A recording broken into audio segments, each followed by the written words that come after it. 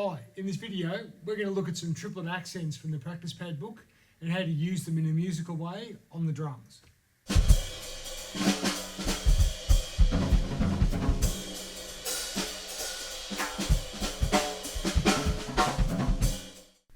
Alright, so we're working from the practice pad book.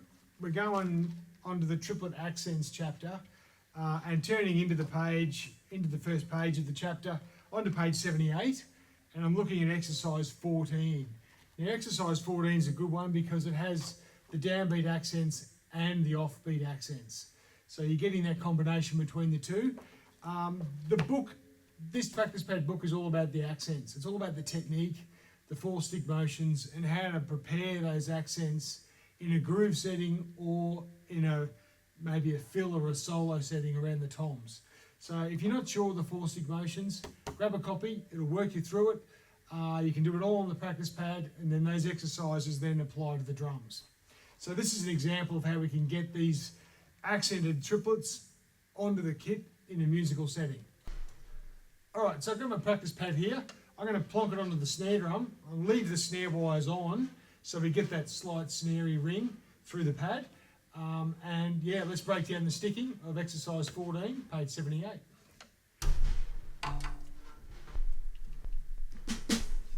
Alright, so getting the stick heights is important. Just a reminder, the full stroke starts high, finishes high. The downstroke starts high, finishes low.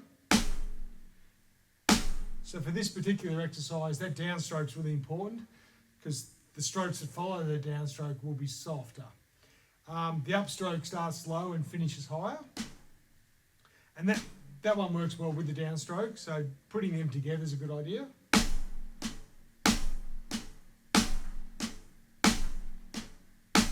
And then you've got the tap, which is that sort of starts low, finishes low.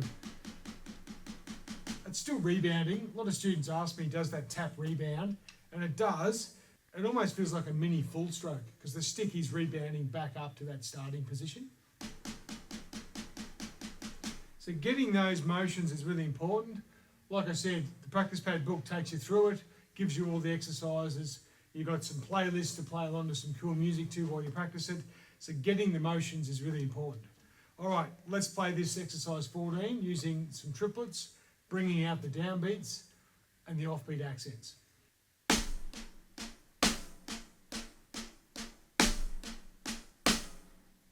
And again.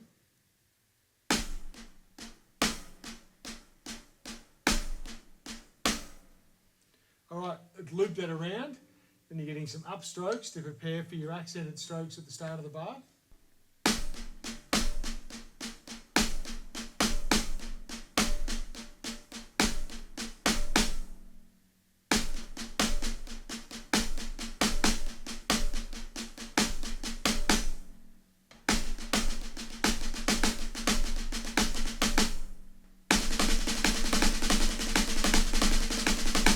At that faster tempo on the pad, the accents are the real focus there, and just trying to bring them out strongly, bring those lower notes, the non-accented notes, keep them nice and soft.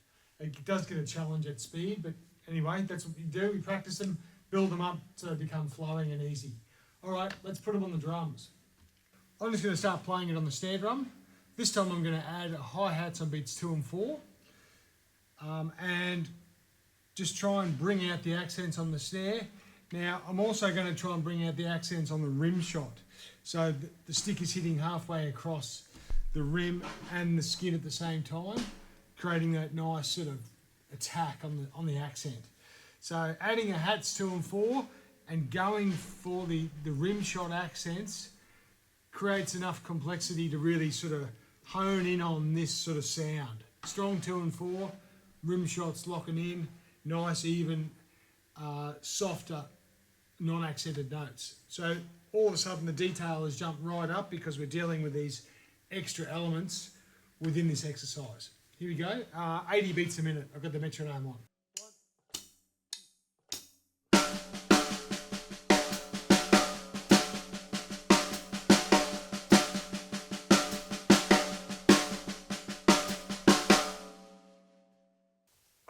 so now I'm going to add another layer to this by adding the bass drum to sit under the accents as well. So now we've got the hats on 2 and 4, we've got the rim shot focus, and now we're going to support the accents with the bass drum. Here we go, 80 beats a minute.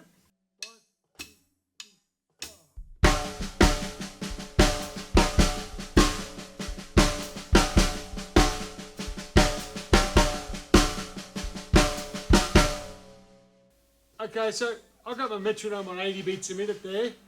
Just going to demonstrate those two faster now. So rather than change my metronome, I'm just going to double time what we did. So they've gone from going to 80 beats a minute to now 160 beats a minute. So now my metronome feels like it's on half beats. Good way to use your metronome is to do those things. Have it on one setting, see if you can expand on double time or half time within the same metronome setting. So yeah, it's a good exercise. All right, so here's these 2 exercises, starting on the snare only with the hats, and then I'll add the bass drum at 160 beats a minute, or metronome on minims at 80 beats a minute.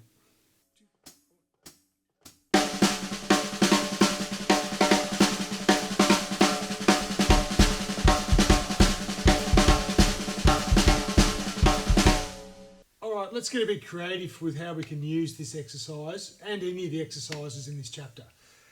So what we're going to do is we're going to replace the accented note that we've been playing on the snare drum now with a bass drum only.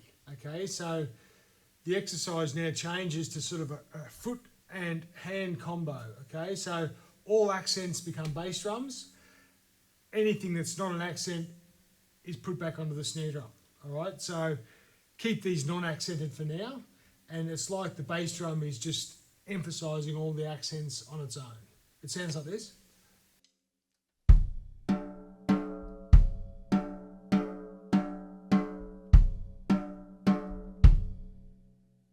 little bit faster.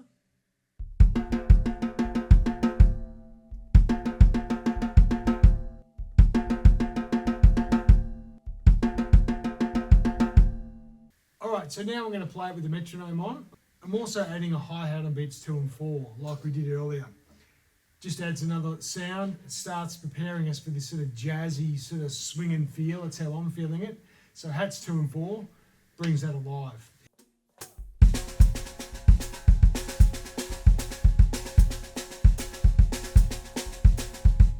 Alright, so let's use that exercise now and expand it, maybe using the toms.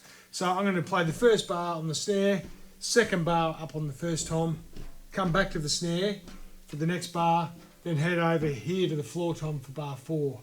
So you're creating like a 4-bar loop, bar 1, bar 2, bar 3, bar 4. Sort of like it comes back to the snare. The snare's like the center point, up, away from the snare, come back, head over here, away from the snare, come back. That's a really good way to phrase around a 4-piece kit with just the 3 things. It's a common jazz way of phrasing around the kit. So you can take a basic shape like that, snare up, snare across, snare up, snare across, and start to go to town with this phrase, getting used to moving across more than one surface. Now moving across more than one surface brings challenges. It can sort of stuff up your timing. You might feel like you're getting out of time with the metronome. Everything has to relax, and you've got to move. Like you think about it, you're moving your shoulders and your arms up closer to another drum. Everything can feel a little bit sort of unbalanced. And generally, you know, beginners move away from one surface and everything starts to sound out of time. So if that happens, you're just going to have to just deal with it, go nice and slow, focus, really focus in on the task and try and get some clarity to listening to the metronome and trying to adapt yourself to that challenge. All right, here we go, moving around the drums in that motion.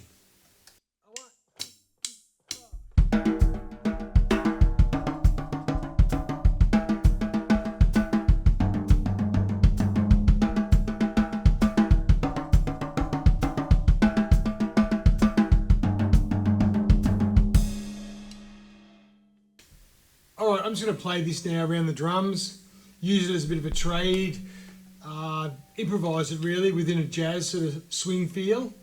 I'm going to go back to about 160 beats a minute like earlier in the video and just explore musical ways to get in and out of this idea, either as a solo, as a little trade or as a little fill. So again, improvised, metronome on, just exploring shapes around the drums, dynamics, using it sparingly, maybe stringing a few together. Yeah, just having a jam really, trying to be musical with it. So I'm not relying on just practicing in the exercise over and over again. I can get in and out of it in different settings. And then that's when you start to become more musical in your playing, I think, once you've got the idea, and then it can become this sort of free-flowing thing that you can use however you want to use it. All right, here it is.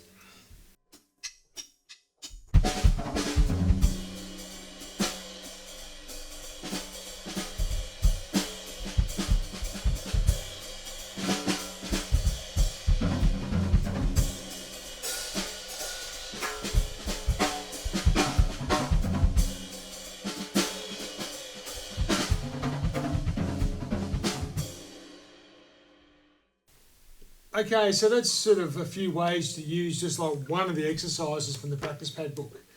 So the concept behind the book is to get your technique in order. You can do it on the practice pad first, get your 4-stick motions happening, then bring it to the drums and utilise some of these concepts that I'm explaining and bring them to life as sort of musical ideas. There is a section in the book about expanding some of these sort of systems of practice where you can get mileage out of one or a few ideas. So that's the aim of it, get your technique down, use it as a reference to bring some phrases and musicality to your playing. All right, thanks for watching. Take care. See you on the next one. Cheers.